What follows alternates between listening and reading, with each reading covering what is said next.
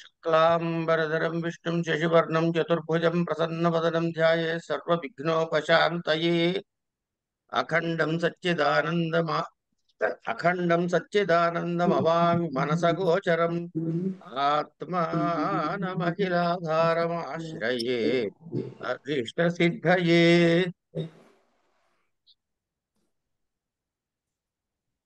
నిన్న ముముక్షత్వం మోక్షేచ్ఛ సాధనాని నిత్య వస్తు వివేకిహాముత్రార్థ ఫలభోగ విరాగమాది శమాది షట్క సంపత్తి ముముక్షత్వాని ఇవన్నీ చెప్పుకున్నాం.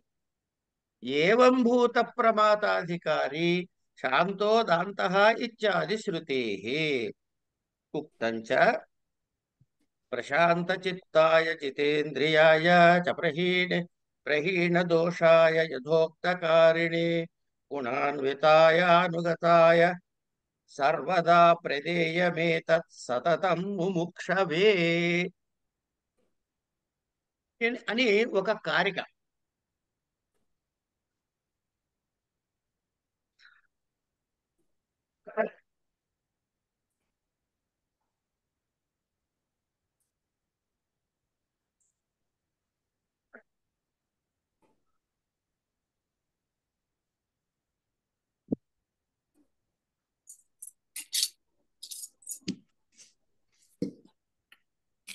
నమస్కారం. అయ్యా నమస్కారం. మీరు వస్తున్నారనే ఆగాను ఒక్క క్షణం. ప్రశాంత చిత్తాయ శమాన్వితాయ ఏనాక్షరం పురుషం వేద సత్యం.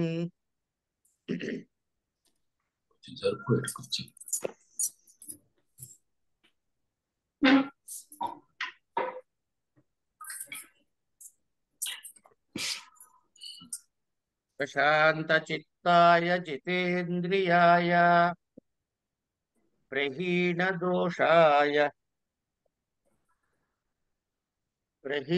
దోషాయ యథోక్తకారిణే గుణాన్వితాయ అనుగతాయ సర్వదా ప్రదేయమేతత్ సతతం ముముక్షవే ఇతి అన్నారు. ఇది ఏంటి, ఎక్కడి నుంచి వచ్చింది అంటే ఉపదేశ సాహస్రిలోని ఒక శ్లోకం అండి ఇది. ఇలాంటి లక్షణాలు ఎవరికైతే ఉన్నాయో వాడు అధికారి అని చెప్పి తేల్చారు.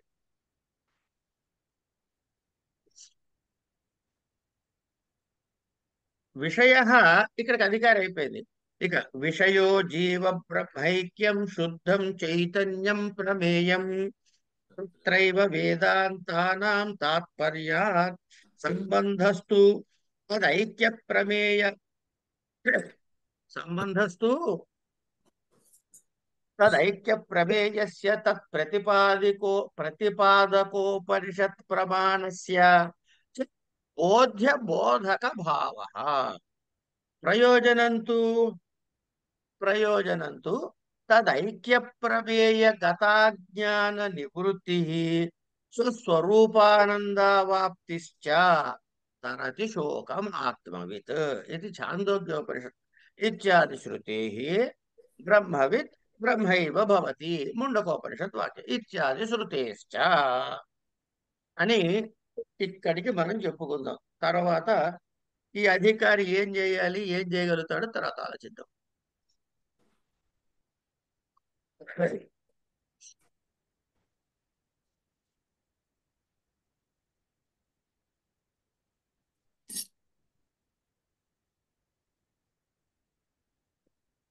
కానీ ఈ సమాధి షట్క సంపత్తి వరకు అవి అవి వస్తేనే మన జన్మ ధన్యం ఒక విధంగా చెప్పాలంటే.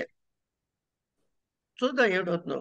ప్రశాంత చిత్తాయ జితేంద్రియాయ ప్రహీణ దోషాయ యథోక్త కారిణే గుణాన్వితాయ చ అనుగతాయ ముముక్షవే సర్వదా ఏతత్ సకలం ప్రదేయం. ఏమిటి ఏతత్ సకలం అంటే జ్ఞానం.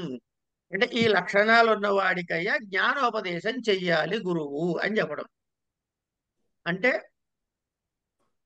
ప్రశాంత చిత్తాయ అత్యంతమైన శాంత స్థితి కలిగిన చిత్తము కలిగి ఇంద్రియములను తన స్వాధీనపరుచుకుని నిర్మలమైనటువంటి అంతఃకరణము కలిగిన వాడు. ప్రహీన దోషాయ. తర్వాత పూర్వం మనం చెప్పుకున్నాం కదా, ఇగో ఫలానా ఫలానా నిత్య వస్తు వివేక ఇహాముత్ర ఫలభోగ త్యాగ ఇవన్నీ చెప్పుకున్నాం కదా. ఇట్లా పూర్వం చెప్పబడినటువంటి ఏదేవైతే చెప్పబడి ఉన్నాయో అవన్నీ కూడాను పాలన చేసేవాడు. ఇలాంటి గుణాన్విత, ఇలాంటి గుణములు కలిగిన వాడు అంటే ఏమిటి? గుణాన్విత చ అనుగతాయ. అనుగతాయ అంటే వెనక వెళ్ళేవాడు. ఎవరు వెనక వెళ్ళాలి? గురువు వెనక వెళ్ళాలి. అంటే గురువు వెనక వెళ్ళడం అంటే ఆయన ఎక్కడ కిలోమీటర్ నడిస్తే ఈయన కిలోమీటర్ నడవడం కాదు. గురువు యొక్క ఆజ్ఞని పాలన చేసేవాడు. ఆయన వాక్యముల యందు అత్యంతికమైన శ్రద్ధ కలిగిన వాడు. ఇదిగో వాడు ముముక్షవే. మళ్ళీ అంటే మోక్షమునందు అమితమైన ఇచ్ఛ కలిగిన వాడు. వాడికి ఎప్పుడూ కూడా ఏతత్ సకలం ప్రదేయం, కొంత చెప్పి కొంత ఆపడం కాదు, సంపూర్ణమైనటువంటి వేదాంత విజ్ఞానాన్ని కలగ చెయ్యాలి గురువు అని చెబుతున్నారు. ఇది ఉపదేశాహస్యంలో ఉన్నటువంటి ఒక ఇది. అంటే ఏ వ్యక్తికైతే ఈ సాంసారికమైన భోగ విలాస విషయాల యందు విరక్తి కలిగి ఉంటాడు, ఆత్మతత్వము తెలుసుకోవటము ఒక్కటే చింతనగా కలిగి ఎవడున్నాడు, లేదా బ్రహ్మజ్ఞానము సంపాదించాలి అనేటటువంటి దానికి కావలసిన సాధన అయినటువంటి శ్రవణ మననాదులన్నీ కూడాను స్థిర చిత్తముతో శాంత భావముతో. ఈ శాంత భావం ఎప్పుడు వస్తుందండి అంటే ఎటువంటి అలజడి మనసుకి లేకపోతే వస్తుంది. అలజడి ఎప్పుడు ఉంటుంది అంటే అనిష్ట ప్రాప్తి గాని ఇష్టమైనది నష్టము గాని జరగటం. జరిగితే చికాకు వస్తుంది. ఏమండి? అంటే అర్థం ఏంటి? నీకు ఒక దాని మీద ఇష్టం ఉంది, ఒక దాని మీద అనిష్టత ఉంది. అయిష్టత, ఇష్టత, ఇవి రెండు ఉన్నాయంటే అర్థం ఏమిటి? ఆ దృశ్యమానమైన అంశము నిన్ను ఆకర్షిస్తుంది. ఎప్పుడైతే అంటే అనిత్య వస్తువు మీద మనకు ఆకర్షణకు లోనయ్యామమ్మా. అదే నిత్యానిత్య వస్తు వివేక జ్ఞానము అన్నాడు కదా. ఆ వివేక అంటే అనిత్య వస్తువుల మీద ఎప్పుడైతే మీరు వాటి మీద తూష్ణీభావం కలిగిందో మీకు మళ్ళీ ఇష్టం లేదు, అనిష్టం లేదు. మిగిలిన నిత్య వస్తువు ఏంటి? పరమాత్మ ఒకటే. వాడి మీద కోపం లేదు, ద్వేషం లేదు. కనుక శాంతభావం నాకు ఇంకేమవుతుంది? కనుక శాంత భావములో ఉన్నవాడు అంటే ఈ నిత్యానిత్య వస్తు వివేక కలిగిన వాడు. అందుకే శాంతో దాంత అని చెప్తారుగా, వాటి స్థితికి అట్లా వస్తాడు అక్కడ. తర్వాత ఇది చేసిన తర్వాత ఇంద్రియాలయందు పూర్ణముగా తన వశములో ఉంచుకున్నాడు. జితేంద్రియ అన్నాడు కదా శ్లోకంలో, జితేంద్రియ అనే కదా అన్నాడు. జితేంద్రియ ఇంద్రియములు జయించిన వాడు. అంటే ఏమైంది? శమాధి శక్కల్లో శబదములు వచ్చేసాయిగా ఇక్కడ.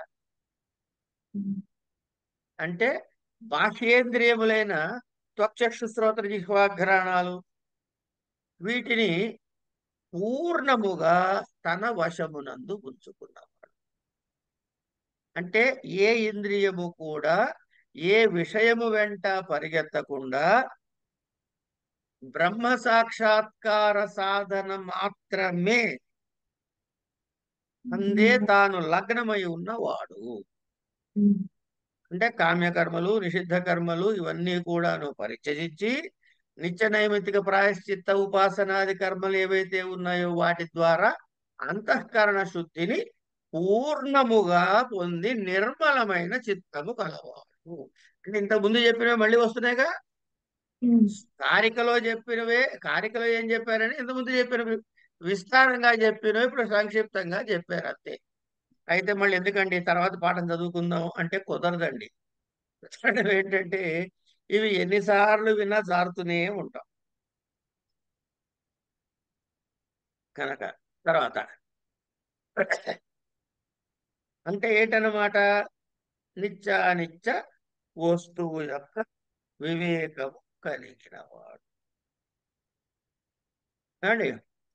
తర్వాత ఈ లోకమునందు గాని పరలోకమునందు విషయముల ఎందు గాని, ఈ లోకములు అంటే లౌకిక సుఖములు, పారలౌకిక సుఖములు, వీటి యొక్క భోగమును అనుభవించేందుకు కోరిక లేకుండా వాటి ఎడల వైరాగ్యము కలుగుట, వాటి యందు ఈషను మాత్రం కూడా అభిమానము లేకుండా ఉంటా. ఇగో ఇవన్నీ కలిగి అత్యంతమైన శ్రద్ధ కలిగిన వాడు మోక్షము యందు, అలాంటి గురూపదిష్టమైన మార్గమును ఎటువంటి ఇబ్బంది లేకుండా అనుసరించేవాడు, ఇగో వాడికి ఆత్మ విద్య చెప్పి తీరాలయ్యా అంటోంది శాస్త్రం అక్కడ. అయిన తర్వాత విషయో, ఇక తర్వాత చెబుతున్నాడు. విషయో చదువుకున్నాక అన్నట్టు విషయో జీవ బ్రహ్మైక్యం శుద్ధం చైతన్యం ప్రమేయం, ఇవన్నీ చదువు ఎప్పుడే చదివినట్టున్నాగా. భోజ్యభోగ ప్రయోజనం చెప్పుకున్నాం. విషయం ఏమిటి ఇక్కడ? విషయ జీవ బ్రహ్మ ఐక్యం శుద్ధ చైతన్యం ప్రమేయం. ప్రమేయం అంటే తెలియదగినది, ప్రమాత అంటే తెలుసుకునేవాడు, ప్రమా ప్రమాత అంటే దాని జ్ఞానము. ఏమండి? ప్రమాతాన ప్రమాతాన ప్రమాత. ప్రమాత ఉమ్. ప్రమత్త కాదు, ప్రమత్త అంటే మళ్ళీ అర్థం వేరమ్మా. ప్రమాత ప్రమాత. సంస్కృతంలో ఒక ఒక దీర్ఘము ఎక్కువ పెట్టినా ఒక దీర్ఘము తీసేసిన, ఒక విసర్గ ఎక్కువ పెట్టినా ఒక విసర్గ తీసేసిన, అనవసరమైన చోట ఉచ్చరించిన అర్థం మారిపోతుంది. చాలా సరదాగా ఒక ఉదాహరణ చెప్పనా? సహ భాషతి అనాలి. అంటే వాడు మాట్లాడుతున్నాడు, భాషతేనో భాషతీనో ఏదో అనుకోండి కాసేపు, అంటే వాడు మాట్లాడుతున్నాడు అని. ఆ భాకి దీర్ఘం మానేసి భాషతి అన్నాడు అనుకోండి, నవ్వుతున్నారు. భషణ అంటే ఏంటంటే కుక్క అరవడం అమ్మా, మరొకటం. అందుకే నవ్వుతున్నారు జయలక్ష్మి గారు. కనుక భాషణకి భషణకి ఎంత తేడా ఉందో చూశారు కదా, ఒక దీర్ఘమే. కనుక కనుక యథాశక్తి దాన్ని జాగ్రత్తగానే ఉన్నాం. అయినా మనం తప్పులు చేస్తే అది మన హక్కు కాబట్టి సరే. ఇంతకీ అయిపోయింది. ప్రమేయం అంటే కనుక తెలుసుకోదగినది, ప్రమాత అంటే తెలుసుకునేవాడు, ప్రమా అంటే ఆ తెలుసుకునే విషయము అని వేదాంతం యొక్క తాత్పర్యం ఇదేనయ్యా అంటున్నాడు. విషయము జీవ బ్రహ్మైక్యం శుద్ధ చైతన్యం ప్రమేయం తత్రైవ వేదాంతానాం తాత్పర్యాత్. దాని యందే తాత్పర్యము, వారి చిత్తము దాని యందే. సంబంధః తత్ ఐక్య ప్రమేయస్య తత్ ప్రతిపాదక ఉపనిషత్ ప్రమాణస్య చ బోధ్య బోధక భావ.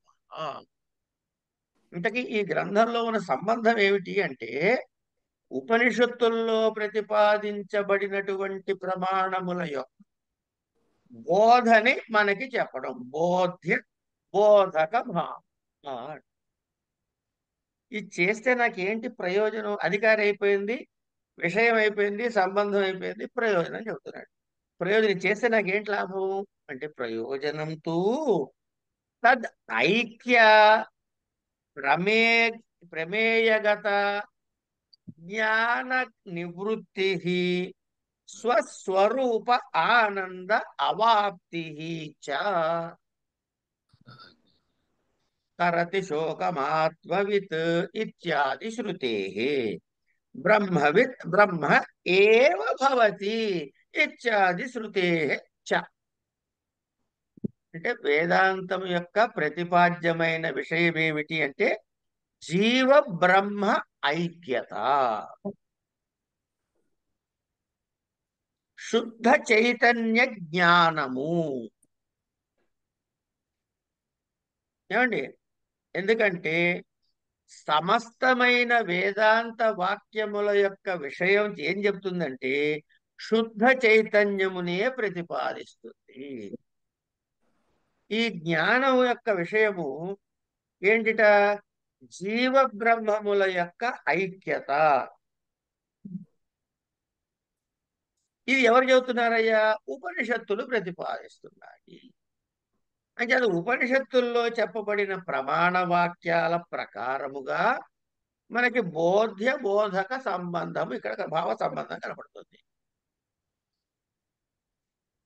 ఈ బ్రహ్మ విషయము యొక్క ఐక్య విషయం యొక్క జ్ఞానముతో పాటు అజ్ఞానము యొక్క నివృత్తి కూడా కలగాలి. అంటే ఏంటనమాట? అజ్ఞాన నివృత్తి పూర్వక అన్నాడు. మనం వాక్యం చూసినట్టయితే మూలంలో తద్ ఐక్య ప్రమేయ యోగ్యత జ్ఞాన నివృత్తి స్వస్వరూప ఆనందవాప్తిశ్చ. ముందేం చెప్పాడు? అజ్ఞాన నివృత్తి, తర్వాత స్వస్వరూపానంద జ్ఞానశ్చ. కనుక ముందు పోవాల్సింది అజ్ఞానం, తర్వాత వచ్చేది వద్దన్నా వచ్చేది జ్ఞానమేనండి. కనుక బాగా చెమ్మ చీకటి ఉందనుకోండి, వెలుగు ఎప్పుడు వస్తుంది అంటే చీకటి ఇట్లా పోయిందంటే వెలుగున్నట్టే లెక్క అక్కడ. లేదా వెలుగు రాగానే చీకటి పోతుంది. కనుక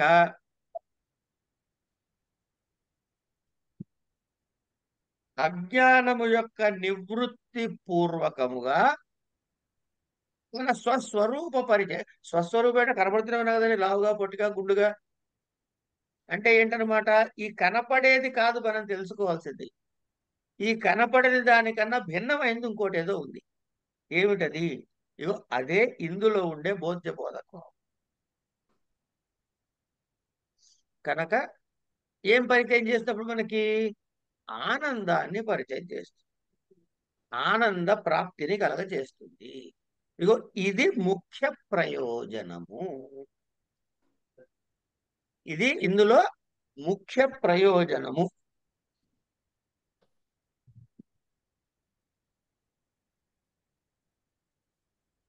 కనుక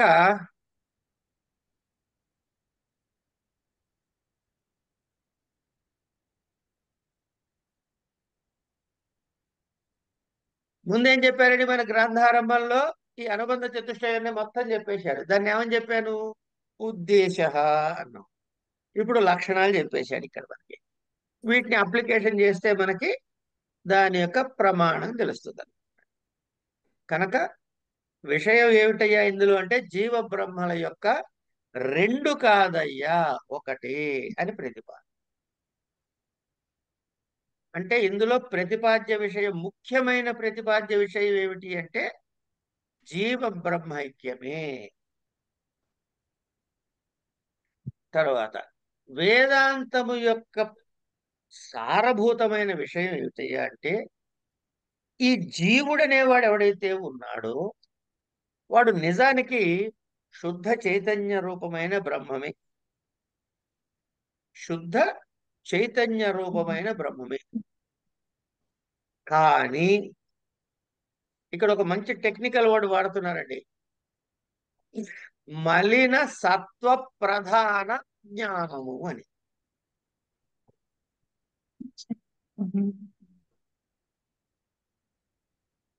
వాడికి సత్వప్రధానుడే. సత్వప్రధానుడు అంటే అర్థం ఏమిటి? రజో రజస్తమో గుణములు కూడా అప్రధానముగా ఉన్నాయి అని. ఈ సత్వం కూడా ఎట్లా ఉంది? మలిన సత్వము. సత్వం కూడా కొంచెం ఇంకా దోషయుక్తముగా ఉన్నది. కనుక అదేమిటైంది? అజ్ఞానం అయింది. అంచేత ఏమవుతుంది? ఈ మలిన సత్వప్రధాన అజ్ఞానముచే ఆచ్ఛాదితమై ఏమిటుంది?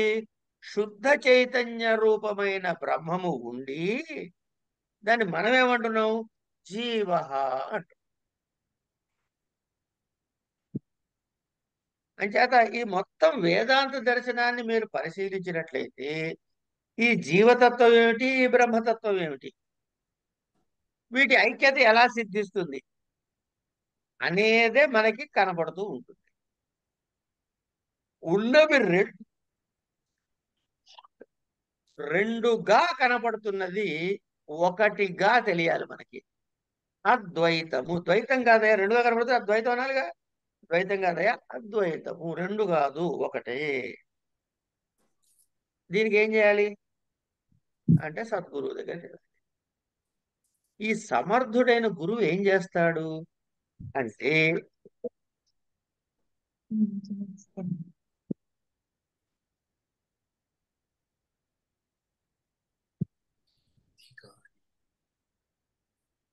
ఆ, ఈ సమర్థుడైనటువంటి గురువు ఏం చేస్తాడు అంటే ఆయన మనకి జ్ఞాన బోధ చేస్తాడు. ఎలా చేస్తాడు అని చెబుతాడు తర్వాత. అధ్యారోపము, అపవాద అనే రెండు న్యాయాలని ఆధారంగా చేసుకుని అజ్ఞానము లేదా అవిద్య, కాదండి అజ్ఞానం అవిద్య అంటే నాకు నచ్చలేదండి, పోలేవయ్యా, మాయా అనేటటువంటి దానిని, అంటే అజ్ఞానము, అవిద్య, మాయ, ఈ మూడు పేర్లు ఒకటే. ఇది నిత్య శుద్ధ చైతన్య స్వరూపమైనటువంటి బ్రహ్మమునకు అంతరము లేదు అని తెలియజేస్తాడు. దేని ద్వారా? ధ్యారూపము, అపవాదము అనే రెండు అంశాల ద్వారా. కనుక ఇక్కడ మనకి బాగా రూఢిగా అర్థం కావాల్సిన అంశం ఏమిటి? గబగబ గబా ఉన్న పుస్తకం అంతా చదివేసుకోవటం కాదండి. అధ్యారోపం అంటే ఏమిటో క్షుణ్ణంగా అర్థం కావాలి. అది అర్థమైతే గాని తర్వాతి గ్రంథం మీద మనకి చెప్పినది ఒప్పుకునేందుకు మన మనసు స్థిరపడదు. తర్వాత అపవాదం. అపవాదం అంటే ఏమిటి, అధ్యారోపం అంటే ఏమిటి, ఈ రెండు తెలియాలి.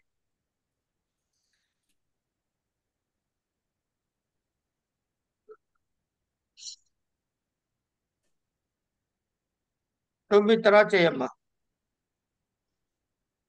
నేను వేరే మీటింగ్ లో ఉన్నా మరి.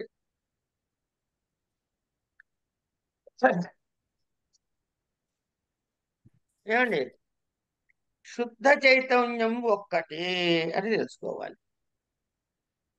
ఈ పరిణామ స్వరూపం ఎట్లా తెలుస్తుంది అంటే సాధకుడికి ఈ పరిణామ స్వరూపం తెలియటం ద్వారా, అంటే ఏమిటి? అజ్ఞానము పోయి మాయ తొలగి జీవతత్వము తొలగి నిత్య శుద్ధ బుద్ధ ముక్త చైతన్య స్వరూపమైన బ్రహ్మమే అని తెలుసుకోవటము, ఇది మోక్షం. ఏమండి, ఈ మొత్తం ఇప్పుడు మనం చదువుకోబోయే గ్రంథం అంతా ఏముంటుంది? రకరకాల ప్రతిపాదనలతో ఇదిగో ఈ శుద్ధ చైతన్యాన్నే మనకి చెప్తుంది.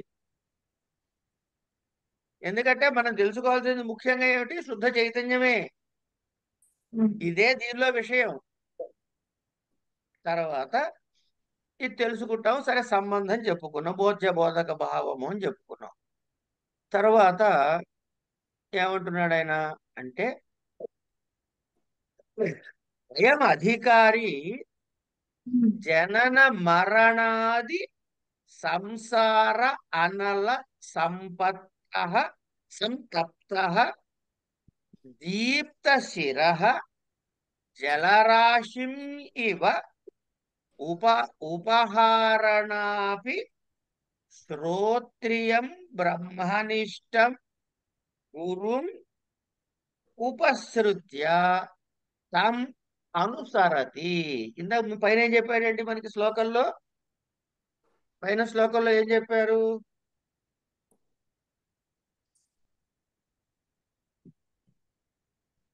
గుణాన్విత అనుగతాయ అని చెప్పారు కదా కారికలో, ఉపదేశాహసిని కారికలో. అనుగత గురించి చెబుతున్నాడు ఇక్కడ మళ్ళీ. అంటే మనకు వెనక్కి ముందుకి లింకులు జాగ్రత్తగా చూసుకుంటూ వెళ్ళాలమ్మా. అంటే నిన్న చెప్పిన దానికి మోక్షం మీద ఆశ కలగడమే ముముక్షత్వం అన్నారు మీరు. అంతే, సో అదే దాని అంటే అక్కడ క్వాలిఫికేషన్ ఇది ఫస్ట్ నెక్స్ట్ స్టెప్. క్వాలిఫికేషన్ అదే, అది లేకపోతే మిగతాన్ని వేస్ట్. అదే అది మంచిది. ఆ ఏమండి, శ్రోత్రియం. ఇక్కడ చూడండి, ఆ గురువు యొక్క విశేషణాలు చాలా ప్రధానమైందండి. ఇక్కడ కేవలం సరదాగా చెప్పట్లే ఇక్కడ.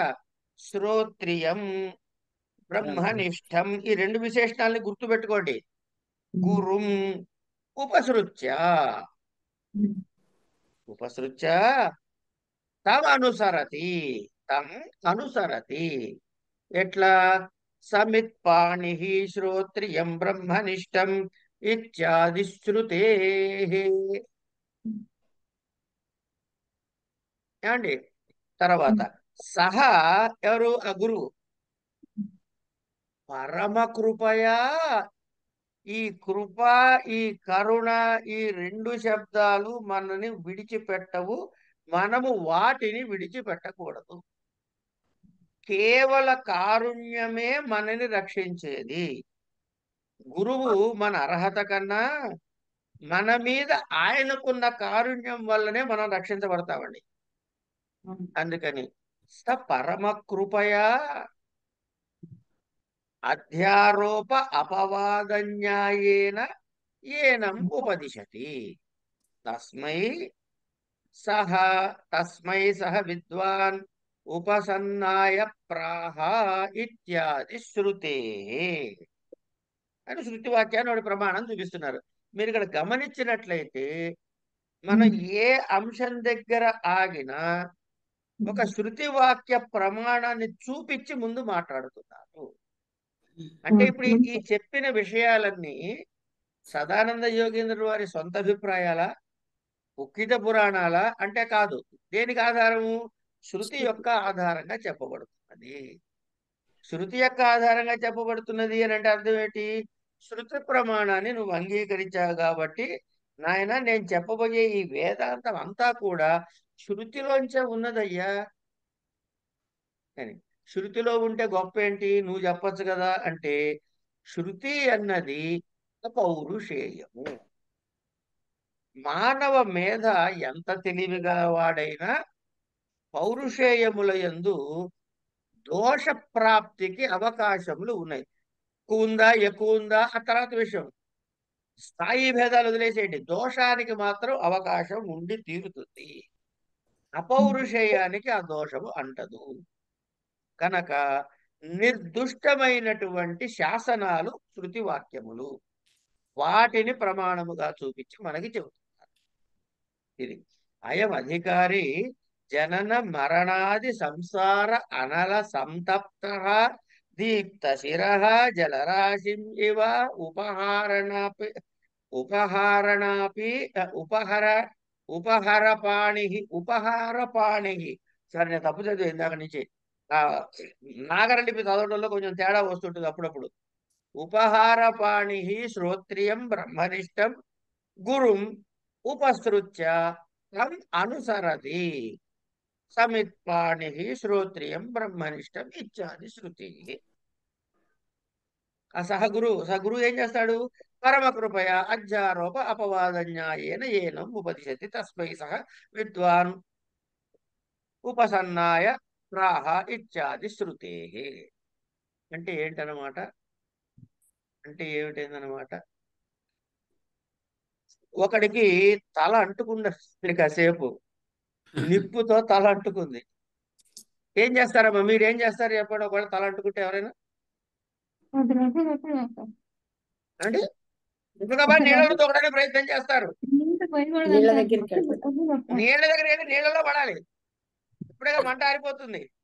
సరే, ఎవడైతే తన నెత్తి మీద వేడితో మంటెక్కిపోతున్నటువంటి వాడు ఆ బాధని భరించలేక గబగబ గబగబా జలరాశి దగ్గరికి పరిగెత్తుకుంటూ వెళ్తాడు, చూసారా? అది ప్రమాదం. సరిగ్గా అలాగే ముముక్షత్వం కలిగిన ఈ అధికారి ఇప్పుడు వీడికి ఈ ముముక్షత్వం వచ్చింది, ముముక్షత్వం వరకు వచ్చి అంటే సాధన సంపత్తి కలిగింది వీడికి. అంటే ఇప్పుడు వీడికి ఏం తెలిసిపోయింది? ఈ సంసారం అంతా భ్రమరా నాయన, పరమపాత్మరమైన చైతన్యం ఒక్కటే సత్యమని తెలిసింది. కానీ దాని అర్థం కాలే ఇంకా. నిత్యం అని తెలుసుకున్నాడు, ఇది ఇది అనిత్యమని తెలుసుకున్నాడు, కానీ నిత్యం రూఢి కాలేదు ఇంకా. ఇప్పుడు ఏమైంది? కనపడేంత వీడికి మంటలెక్కిస్తోంది వేడి ఈ సంసారం.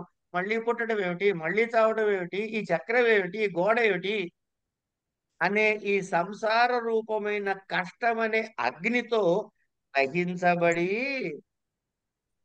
దాని ఉపశాంతి కోసము గురువు దగ్గరికి వెళ్తున్నాడు. ఎవరా గురువు అంటే రెండు విశేషాలు చెప్పారండి. ఏమిటది? శ్రోత్రియ బ్రహ్మనిష్ట. శ్రోత్రియం బ్రహ్మనిష్టం. ముందు శ్రోత్రియం. శ్రోత్రియం అంటే శృతిని అధ్యయనము చేసినవాడు. అంటే వేదమును సమగ్రముగా, ఏది అంగ సహితముగా, వేదాంగ సహితముగా షడంగములతో కలిపి వేదమును అధ్యయనము చేసి దాని యొక్క అర్థముతో సహా తెలుసుకున్నటువంటి ఆ గురువు. ఏమంటే మిగతా వాళ్ళు ఏమైపోయారండి, వాళ్ళు ఎందుకు పనికిరారు, మీకు అంత ఇదేమిటి అంటే, ఒరే నాయన బ్రహ్మతత్వం చెప్పాలంటే వాడికి మాత్రమే అర్హత ఉన్నది నాయన. కనుక ఎవరు పడితే వాళ్ళు ఇప్పుడు గురువు అనొచ్చా అండి? కొంచెం పెద్ద విభూతి పెట్టుకుని, ఇంకొంచెం పెద్ద బొట్టు పెట్టుకుని, వీలైతే కొంచెం గట్టి కుండలాలు చేయించుకుని అప్పు చేసైనా సరే వాడు గురువు గాడు. వేదాధ్యయనము చేసి దాని తాత్పర్యము తెలిసిన వాడు మనని ఈ అనిత్యత నుంచి నిత్యత్వానికి అనుభవముగా తెలియజేయగలిగిన వాడు. అది శ్రోత్రియం. తర్వాత ఏమిటవ్వాలండి? బ్రహ్మనిష్టం. అంటే బ్రహ్మనిష్టం అంటే ఏంటి? బ్రహ్మమునందు నిష్ఠ కలిగిన వాడు. పైన ఏం చెప్పాడండి? బ్రహ్మవిత్ బ్రహ్మైవ భవతి అన్నాడు. అంటే ఇప్పుడు ఈయన ఎవరు? ఈ గురువు బ్రహ్మ పదార్థం తాను స్వయముగా బ్రహ్మమును తెలిసినవాడు, అనుభవపూర్వకముగా తెలిసినవాడు. ఇగో ఆ ఆచార్యుడి దగ్గరికి పరిగెత్తికెళ్తాడు. ఎందుకు? సంసార రూపమైన ఈ అగ్ని నెత్తి మీద ఉన్న అగ్ని దహిస్తూ ఉంటే ఆ తాపాన్ని తట్టుకోలేక జలరాశి వైపుకు తలంటుకున్నవాడు పరిగెత్తినట్టుగా గురువు దగ్గరికి పరిగెత్తికెళ్తాడు. శ్రోత్రియం బ్రహ్మనిష్టం. ఎట్లా వెళ్ళాలి మళ్ళీ అది కూడా చెప్తున్నాడు. సమిత్పాణి శ్రోత్రియం బ్రహ్మనిష్టం అని చెప్తుంది, వేదం చెబుతుంది. ఇక్కడ సమిత్పాణి అనేటప్పుడు సమిధలు ఎందుకు తీసుకెళ్ళాలండి?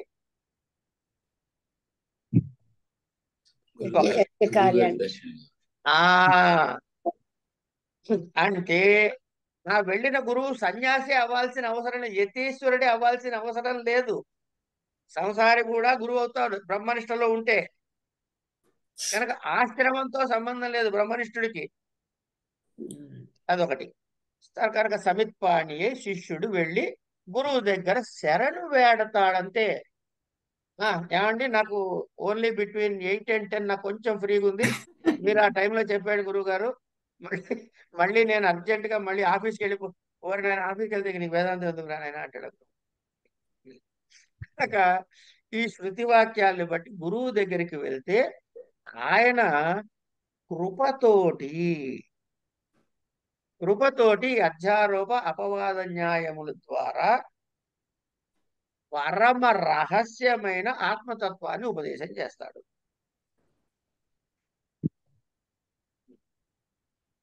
అది కనుక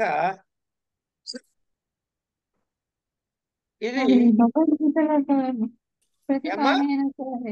భగవద్గీతలో కూడా శ్లోకం ఉంది కదండి, ప్రతిపాణైన సేవ అని చెప్పేసి. అమ్మా మీరు భగవద్గీత చదివినా, ఉపనిషత్తులు చదివినా, బ్రహ్మసూత్రాలు చదివినా, వేదాంత సారం చదివినా, మరో ప్రకరణ గ్రంథం చదివినా ఉన్నది ఇదే ఉంటుంది. ఉన్నది ఒక్కటే. సరే,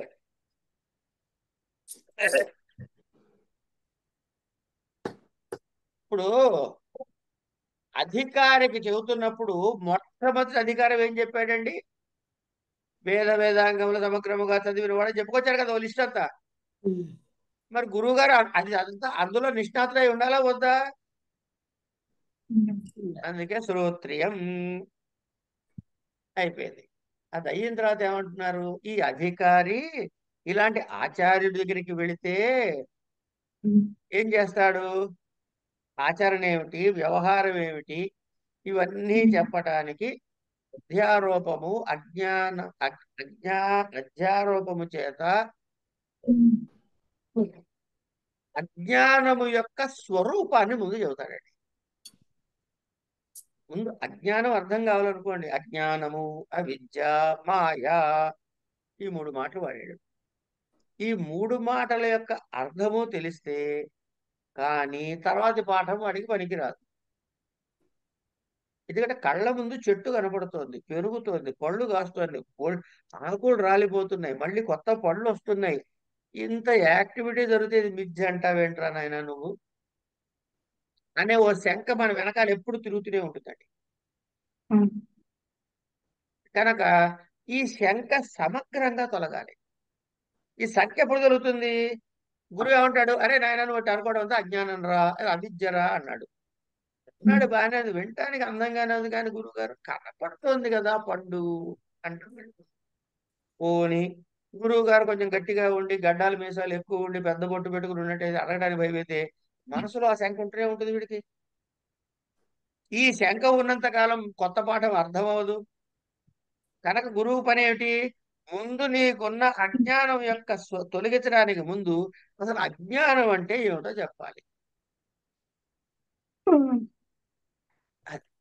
అజ్ఞానం అంటే ఏం చెప్పాలంటే ఏం చెప్తున్నాడు ఆయన అంటే,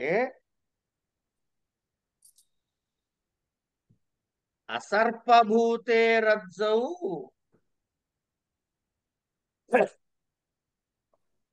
సర్పభూతే రజ్జౌ సర్పారూపవత్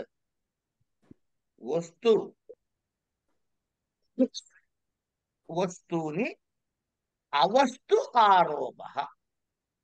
అసర్పభూతాయాం రజ్జౌ సర్ప ఆరోపవద్ వస్తుని అవస్తు ఆరోప.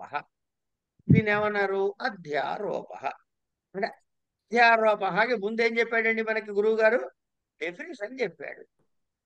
డెఫినేషన్ ఏమిటి, అసర్పభూతాయాం రజ్జౌ, సర్పము కానటువంటి ఒక తాడు యందు సర్ప ఆరోపవత్, సర్పము ఏ విధంగా అయితే ఆరోపించబడినదో అలా వస్తుని అవస్తు ఆరోప అధ్యారోప. వస్తువు మీద అవస్తువు యొక్క ఆరోపణ. ఇక్కడ వస్తువు అంటే ఏంటి, రజ్జు లాంటిది అనమాట. అవస్తువు ఏంటి అంటే సర్పం లాంటిది అనమాట. కనుక వస్తు సత్ చిత్ ఆనంద అనంత అద్వయం బ్రహ్మ. అధ్యారోపం అంటే ఏమిటండి, వస్తుని అవస్తు ఆరోప చెప్పేశాడు. అంటే మనకి ఏ పదాల పరిచయం కావాలి, వస్తు అనే పదం పరిచయం కావాలి, ఆ వస్తువు అంటే ఏమిటో తెలియాలి. కనుక వస్తువు అంటే ఏమిటయ్యా అంటే డెఫినేషన్ ఇస్తున్నాడు. వస్తువు సత్ చిత్ ఆనంద అనంత అద్వయ బ్రహ్మ. మళ్ళీ ఈ ప్రతి పదాన్ని సత్ అంటే ఏమిటి, చిత్ అంటే ఏమిటి, ఆనందం అంటే ఏంటి, అనంతం అంటే ఏమిటి, ద్వయం అంటే ఏంటి, ఇవన్నీ తర్వాత తర్వాత చెబుతారండి, వరుసగా చెబుతారు. మనం ఇప్పుడేం కంగారు పడక్కర్లే. ఆనంద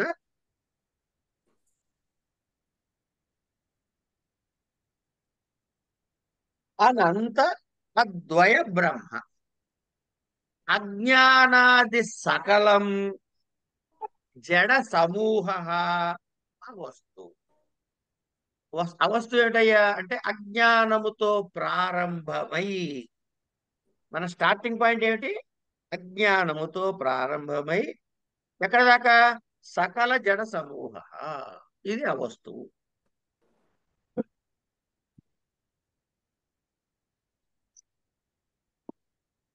తర్వాత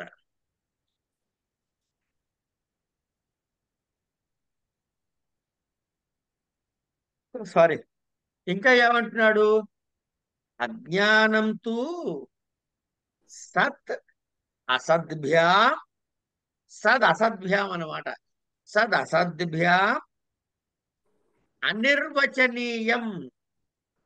అనిర్వచనీయం, ఇక్కడ ఇది చాలా ముఖ్యమైనటువంటి పదము. అనిర్వచనీయము అనేది చాలా ముఖ్యమైన పదం. ఎందుకు తర్వాత తర్వాత తెలుస్తుంది మనకి. సద్ అసద్భ్యాం అనిర్వచనీయం త్రిగుణాత్మకం జ్ఞాన విరోధి భావ రూపం. అజ్ఞానం గురించి చెబుతున్నాడు ఇక్కడ.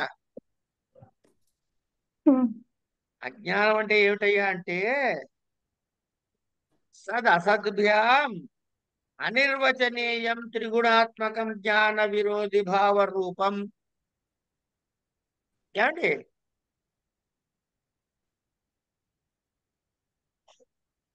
యత్కించిత్ ఇది వదంతి. ఏమిటంటాడు? అహం అజ్ఞః ఇత్యాది అనుభవాత్. అనుభవము చేత మనం ఏమనుకుంటున్నాము?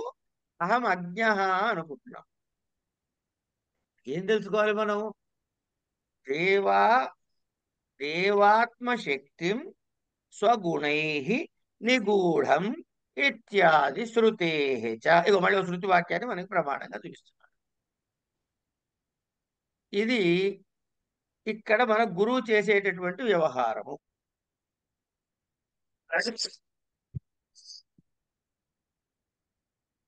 ఇప్పుడు ఏం అవుతోంది ఇక్కడ? సర్పానికి అస్తిత్వం లేదు,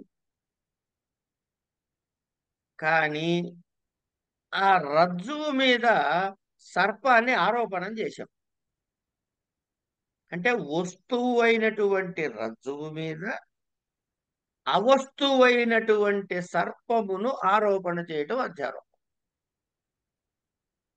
మన వస్తువు ఏమిటి? సచ్చిదానంద అనంత అద్వయము అయిన బ్రహ్మము. ఇది వస్తువు. దీని మీద ఏం ఆరోపణ చేశాము అంటే అజ్ఞానముతో మొదలైన అజ్ఞానాది సమస్త జడ ప్రపంచము అవస్తువు మనకి. ఈ అజ్ఞానాన్ని ఏమని చెబుతావయ్యా? సత్ అంటావా, అసత్ అంటావా అంటే ఇటు సత్ అంటానికి లేదు, సత్ అంటానికి లేదు. మరి ఏమనాలి? నిర్వచనీయం అనాలి. అదేంటండి, ఎందుకు అట్లా ఎందుకు అనాలండి అంటే ఇప్పుడు కాసేపు రజ్జు తాడు పామే తీసుకుందాం. పాము ఉందా? పాము ఉందా? లేదు. అంటే అసత్తు. పాము ఉందా అంటే లేదని చెబుతున్నారుగా ఇప్పుడు. ఎందుకంటే తాడని తెలిసిన తర్వాత, తెలియక ముందు అది పామే. ఇక్కడ పాము ఒకటి ఉంది. ఉందండి, నీకు నమ్మకం ఏంటయ్యా? వణుకొచ్చిందండి, భయం వేసిందండి, చెమటలు పట్టాయండి, ఇవన్నీ పట్టాయిగా. మరి సత్యమేగా, ఈ పట్టినవన్నీ సత్యమేగా.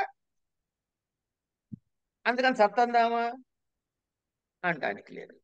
ఎందుకంటే అసలు లేదుగా, వస్తువు లేకుండా సత్తెట్ అవుతుంది. కనుక అది సత్తు కాదు, అసత్తు కాదు. మరి ఏమనాలయ్యా? అనిర్వచనీయ. దీన్ని నిర్వచించడం కుదరదు. ఈ అజ్ఞానము అనిర్వచనీయము. ఈ అజ్ఞానం కూడా ఏంటి? త్రిగుణాత్మకము, అంటే సత్వరజస్తమో గుణములతో కూడుకున్నటువంటిది. పైగా జ్ఞాన విరోధి, జ్ఞానమునకు విరోధి అయిన వస్తువు. ఏమండి? ఎట్లా అనుకుంటుంది అయ్యా అంటే నేను అజ్ఞానిని,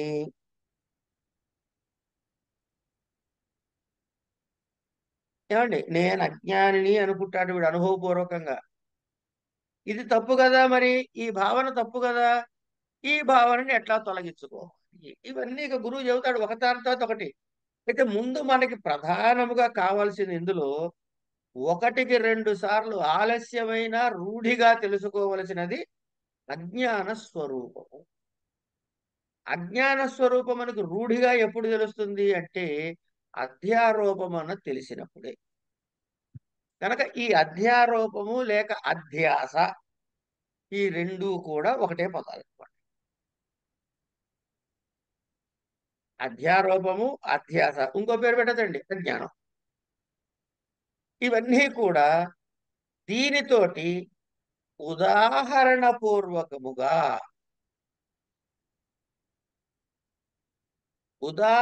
పూర్వకముగా మనకి గురువు చెప్తాడు. సోదాహరణముగా చెప్తారంటారు కదా, అదనమాట. ఇప్పుడు అక్కడ ఒక తాడుంది, దానిని మీరు చూస్తున్నారు. ఏ సమయంలో చూస్తున్నారు అన్నది ప్రధానంగా తీసుకోవాలి ఇక్కడ. మంచి మిట్ట మధ్యాహ్నం 12 గంటల సమయంలో చూస్తున్నారు. బుద్ధున్నవాడు ఎవరికైనా అది పాము అంటాడండి? అనడుగా. తాడుగానే కనపడుతుంది కదమ్మా. చిమ్మ చీకటి ఉంది, తాడు లేదు, పాము లేదు. చీకట్లో ఏం కనపడుతుంది? ఏమీ కనపడదు కదా. కానీ మసక చీకటి అంటే కాస్త వెలుతురు ఉందా అంటే లేదు, లేదా అంటే ఉంది. అలాంటి చీకట్లో అప్పుడు మాత్రమే మనము ఈ భ్రమకి లోనవుతాము. అంటే సమ్యక్ జ్ఞానము కలిగిన వాడు, పూర్తి ఎండలో చూసిన వాడు లాంటి వాడు, వాడికి ఏ సంశయము లేదు అది తాడు అంటానికి. చిమ్మ చీకట్లో తమో గుణంలో కూరుకుపోయిన వాడు, వాడికి తాడైనా ఒకటే, పామైనా ఒకటే, అసలు వాడికి అది ఉన్నది కూడా తెలియదు. ఆ జ్ఞానమే పట్టదు వాడికి, ఆ చింతనే చేయడు వాడు. తెలుసుకుందామన్న కోరిక ఉన్నవాడు మాత్రమే తెలుసుకున్నాడు. మరి ఈ భ్రమ ఎట్లా కలుగుతోంది అంటే, ఏదో కరదీపికో ఏదో, ఇప్పుడు భాషలో చెప్పాలంటే టార్చ్ లైటు, ఇంకా లేటెస్ట్ గా చెప్పాలంటే సెల్ ఫోన్ లో ఉన్నటువంటి లైటు, ఏదో మొత్తానికి ఆ దీప కాంతి పడితే పాము తొలగిపోతోంది. ఎక్కడ తీసుకెళ్లి పెట్టారు ఈ పాముని? తీసేవండి, జేబులో 100 రూపాయలు ఉన్నాయి, తీసి మీ జేబులో పెట్టాను. 100 రూపాయలు ఏమైనా మీ జేబులో ఉన్నాయని అంటాను. ఇప్పుడు ఈ పాము ఎక్కడికి పోయింది? అసలు వస్తేగా పోవటానికి, వస్తే కదమ్మా పోవటానికి. కనుక ఇది తొలగిపోయింది. ఎట్లా పోయింది అంటే దీపము వల్ల. అంటే అజ్ఞానము దూరమైతే జ్ఞానము ఏమిటవుతుందండి? ప్రకాశం అవుతుంది. ప్రకటమవుతోంది. అక్కడ ఆల్రెడీ ఉందది. ఇప్పుడు అక్కడ నిజానికి ఉన్న వస్తువు ఏమిటి? తాడు. తాడు. ఉన్నది అనుకుంటున్న వస్తువు ఏమిటి? సర్పం. సర్పము. కనుక ఇప్పుడు ఈ సర్పమును తీసేసి తాడుని ఎక్కడి నుంచైనా తెచ్చిపెట్టావా? ఆల్రెడీ అక్కడ ఉందా? ఉంది, ఆల్రెడీ ఉంది. అంటే ఈ తాడు అన్నది సిద్ధ వస్తువా, సాధ్య వస్తువా? సిద్ధ వస్తువు. సాధ్యం ఏమిటి? అజ్ఞాన నివారణం. పామును తీసేయడం సాధ్యం. మనం చేయాల్సిన ప్రయత్నం చేసి చేయాల్సింది, సాధించాల్సింది ఏమిటంటే జ్ఞానాన్ని తీసేయటం. జ్ఞానానికి ప్రత్యేక ప్రయత్నం ఏమో అక్కడ ఉంది, అది సిద్ధ వస్తువు. అది ఈ ముక్క అర్థమైందండి?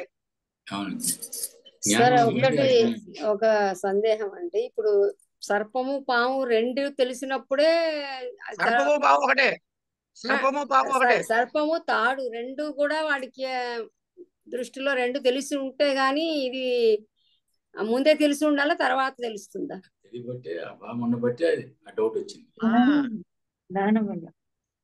అంటే డిగ్రీ చదువుతున్న వాళ్ళు మళ్ళీ 10వ క్లాస్ లో కూర్చుంటే ఇట్లాగే ఉంటుంది. సార్ ముందే ఊరికే అన్నానమ్మా, భలేవారే. అలా కాదు, ఇప్పుడు వస్తున్నా అక్కడికే వస్తున్నా. కనుక మనం బాగా తెలుసుకోవాల్సిన పదం ఏమిటని చెప్పుకున్నాం? అధ్యారోపం.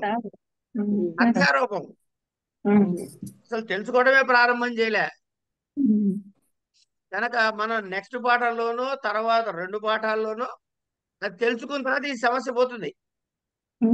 అంటే ఇప్పుడు ఒకటి ఏ పాము ఉంది అని అన్నప్పుడు పాము కాదు అది తాడు అని తెలియడానికి తాడుని గురించి, పాము ఎట్లా తెలుసో తాడుని గురించి కూడా తెలిసి ఉండాలి కదా అంటున్నాను నేను. తెలిసి ఉండాలి, అదే చెబుతాడు. అది ముందు చెబుతాడు ఆ పాఠంలో. ఇప్పుడు చెప్పాడు, ముందు పాఠాల్లో అవన్నీ చెబుతాడు గురువు గారు మనకి. పరమ కృపయ. అది తెలిసి ఉండబట్టి ఆ భ్రమలో ఉన్నాడు. అది తెలుసుంటే నీకు తాడు పాము అంతకుముందు కొంచెం నాలెడ్జ్ ఉంది, కాబట్టి తాను పాము అది అనుకున్నాం. అవును, అది పాము ఎట్లా గురించి ఉంది, తాడు గురించి లేదు కదా మనకి. ఇప్పుడు మీకు ఒక జ్ఞానం విషయం చెబుతా వినండి, మీకు ఒక విషయం చెబుతా వినండి. ఈ కొట్లాట ఇవాళ రేపు కాదండి, చాలా పాత కొట్లాట ఈ పద్యం. ఇది మీరు నేను కాదు, చార్వాకులు కొట్లాడుకున్నారు, వాళ్ళు ఇట్లా 100 మంది 100 రకాలుగా కొట్లాడారు దీని మీద. ఫైనల్ గా ఏమన్నాడంటే, ఒరే రజ్జువు లేదు తీసి అవతల పడే, పాము లేదు తీసి అవతల పడే, అసలు నేను ఉదాహరణ చెప్పను నీకు, తూచు ఇప్పుడు చెప్పు నువ్వు అని చెప్పి నిత్యత్వాన్ని గురించి అనిత్యత్వాన్ని గురించి చెప్పినప్పుడు చెప్పుకొస్తాడు చివరిలో. అదే అక్కడ అసలు దాకా వెళ్ళిన రెండు కూడా ఏది ఒకటే వస్తువు ఉన్నది అన్నప్పుడు తాడు పాము ఇన్ని రకాలు ఉండదు కదా. ఉంటుంది, అన్ని వస్తాయి వరుసగా ఒక తర్వాత ఒకటి ఆన్సర్ వస్తూనే ఉంటుంది. కొంచెం కొంచెం ఓపిక పట్టుకుందాం, ఆ? వచ్చేస్తుంది ఆన్సర్, దానికి కూడా వస్తుంది, కంగారేం లేదు. కనుక ఇక్కడ మనం ఎక్కడ ఆగాము ప్రస్తుతం ఇవాళ అంటే, ఇంక ఎక్కడ ఆగలేదు, ఆగబోతున్నాం అంటే దీన్ని అధ్యారోపం. ఈ అధ్యారోపంలో ఏం తెలిసింది అనమాట? అధ్యారోపం అంటే ఏమిటో చెప్పాడు, అధ్యారోపం యొక్క మహత్తు, దాన్ని తెలుసుకోవటం జరిగే లాభం ఏంటో చెప్పాడు. కనుక వస్తువు అవస్తువు అనే 2 పదాలు పరిచయం చేశాడు. వస్తువు అంటే ఒకటే, అది బ్రహ్మము. అవస్తువు అంటే తద్భిన్నమైన సమస్తము, తద్భిన్నమైన సమస్తమైన జడములు, దృశ్యమానమైన సమస్తము, ఇవి చెప్పాడు ఇక్కడ మనకి. వస్తువు అంటే బ్రహ్మము, బ్రహ్మం అంటే ఏమిటి? సత్ చిత్ ఆనంద అనంత అద్వైతము అని చెప్పాడు. అవస్తువు అంటే ఏమిటి? సంపూర్ణమైనటువంటి సమస్తమైనటువంటి చరాచర సంసార ప్రపంచము అన్నాడు. ఇది ఏం చేస్తున్నారండి? ఈ అవస్తువుని తెచ్చి వస్తువు మీద పెట్టడం ద్వారా దీన్ని అధ్యారోపము అంటారు. ఈ సంపూర్ణ చరాచర సంసార రూపమైన ప్రపంచం ఏమిటయ్యా అంటే అజ్ఞానము, మాయ వల్ల, అంటే కారణముగా, అజ్ఞాన కారణముగా, మాయ కారణముగా, అవస్తువుగా ఉన్నట్టు సంపూర్ణమైన చరాచర సంసార రూపమైన ప్రపంచం అని చెప్పాడు. అందుకని అంధకారంలో లేదా అజ్ఞానాదిలో ఉన్నటువంటి వాడికి ఆ కారణము చేత వస్తువైనటువంటి దానిని అవస్తువైనటువంటిగా భావన చేయటమే ఆరోపణ అని. ఇక అజ్ఞానము యొక్క స్వరూపాన్ని చెప్పారు మనకి. అజ్ఞాన స్వరూపం ఏమని చెప్పాడు ఇక్కడ? చెప్పం. సహా కాదు, అజ్ఞాన స్వరూపాన్ని చెప్పాడు కదా. సత్ అసద్భ్యాం అనిర్వచనీయం. ఇది ఇదా అదా కాదా, ఈ 2 చెప్పడం కష్టం అన్నాడు. అట్లా అనిర్వచనీయత ఎందుకు చెప్పాడంటే, సత్తందామా అక్కడ పావు లేదు, అసత్తందామా దాని యొక్క ఫలితాలు మన మీద కనబడుతున్నాయి, స్వేదము కంపము ఇవన్నీ వస్తున్నాయి. కనుక సత్తంటానికి లేదు, అసత్తంటా మరి ఏమనాలయ్యా అనిర్వచనీయం అందామన్నాడు. ఇది ఎట్లా ఉంటుంది అజ్ఞానం యొక్క స్వరూపము అంటే త్రిగుణాత్మకమైనటువంటిది. ఇట్లాగే జ్ఞానమునకు విరోధి అన్నాడు. అంటే జ్ఞానం అంటే జ్ఞాన విరోధి కదా. ఈ అజ్ఞానము జ్ఞాన విరోధి అన్నప్పుడు అజ్ఞానం యొక్క లక్షణాలు ఏమిటంటే, మళ్ళీ దానికి 2 శక్తులు ఉన్నాయండి. ఈ అజ్ఞానానికి 2 శక్తులు ఉన్నాయి. అవి కూడా చెప్తాడు ముందు ముందు, ఇక్కడ ఊరికే మాట వరుస చెప్పుకుంటున్నాం అంతే. ఆవరణ శక్తి, విక్షేప శక్తి అని. అది కూడా ముందు ముందు వస్తాయి, మనకి వివరంగా చెప్పుకుంటాం, ఇక అందులో డౌట్ లేదు.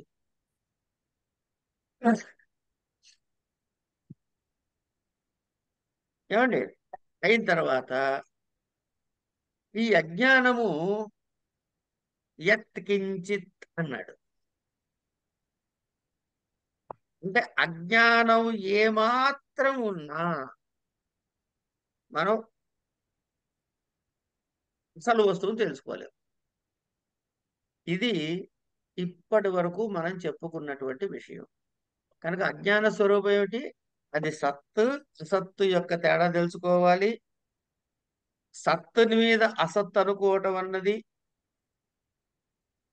అంచేత సత్తు కన్నా భిన్నమైనది అసత్తు, సత్వరజస్తమో గుణములు మూడు కలిసి ఉన్నటువంటిది. సద్రూపమా అసద్రూపమా సదసద్రూపమా అంటే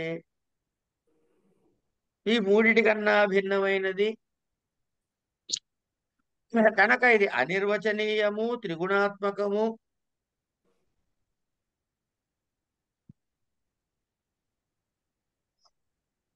యత్కించిద్ వస్తువు.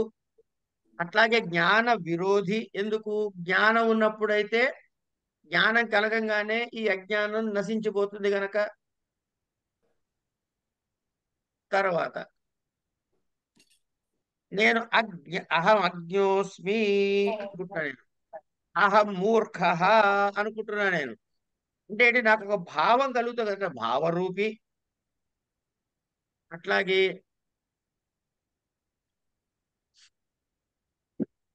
ఇవి ఈ యొక్క అజ్ఞానము యొక్క స్వరూప లక్షణాన్ని చెప్పి తర్వాత ఇదం అజ్ఞానం సమష్టి వ్యష్టి అని చెప్పి మొదలెడతాడు. ఆ వాక్యాన్ని ఇక్కడి నుంచి ఆ పంక్తులు తర్వాత రేపు చెప్పుకుందాం. అంటే రేపంటే మళ్ళీ బుధవారము. రేపు ఇవాళ శుక్రవారం అయిపోయి కదా, బుధ గురు శుక్ర కదా మనం అనుకుంటే పై బుధవారం నాడు ఈ అజ్ఞానాన్ని మళ్ళీ రెండు క్లాసిఫికేషన్ చేస్తున్నాడు, సమష్టి వ్యష్టి అని. ఎందుకు వ్యష్టి అయింది, ఎందుకు సమష్టి అయింది? సమష్టి ఎప్పుడవుతుంది, వ్యష్టి ఎప్పుడవుతుంది? దీని లక్షణం ఏమిటి, దాని లక్షణం ఏమిటి? ఈ ఆవరణ శక్తి ఏమిటి, విక్షేప శక్తి ఏమిటి? దీని మీదే మన ప్రధానమైన చర్చ ఉంటుందండి. ఎందుకంటే బ్రహ్మ పదార్థము సిద్ధ వస్తువు, దాన్ని మనం ఏం ప్రొక్యూర్ చేయక్కర్లేదు. అసిద్ధ వస్తువుని తీసేయటమే సిద్ధ వస్తువు యొక్క ప్రకటన. పైనున్న బూడిద ఉప్పుకొని ఊదేస్తే నిప్పు ఆల్రెడీ అక్కడ సిద్ధంగా ఉంది. కనుక ఆ సిద్ధ వస్తువుని తెలుసుకోవడం కన్నా ఈ అసిద్ధ వస్తువు, అదేంటి సాధ్య వస్తువుని, అసిద్ధం అన్నదని సాధ్య వస్తువుని తెలుసుకోవాలి. ఆ సాధ్య వస్తువు విశేషాలు మనం వచ్చే బుధవారం నాడు మళ్ళీ